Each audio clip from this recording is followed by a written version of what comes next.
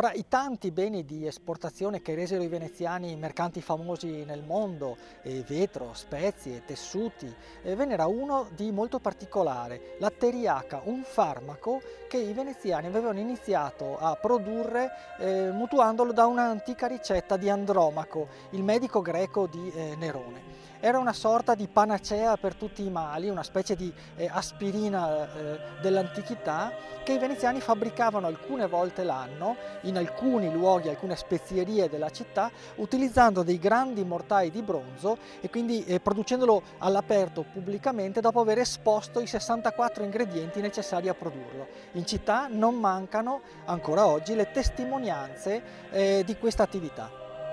Forse la più significativa di queste testimonianze si trova proprio qui in Campo Santo Stefano, dove sul selciato sono presenti questi cerchi scavati sulla pietra. Sono le tracce lasciate dai grandi mortai di bronzo che venivano utilizzati da dei facchini che nel corso di diverse giornate prendevano e sminuzzavano i 64 ingredienti adatti a fabbricare il farmaco. Anche la moderna insegna della farmacia alle due colonne a San Canciano, che riprende l'antica insegna della speziaria, recita Teriaca fina in Venezia. Non solo, sul selciato davanti alla farmacia esiste tutt'oggi un foro dove veniva inserito il mortaio utilizzato per preparare il farmaco. Ai piedi del ponte di Rialto sul lato di San Bartolomeo esiste un'altra di queste testimonianze. Si tratta di ciò che rimane dell'antica spezieria alla testa d'oro di cui abbiamo ancora l'insegna.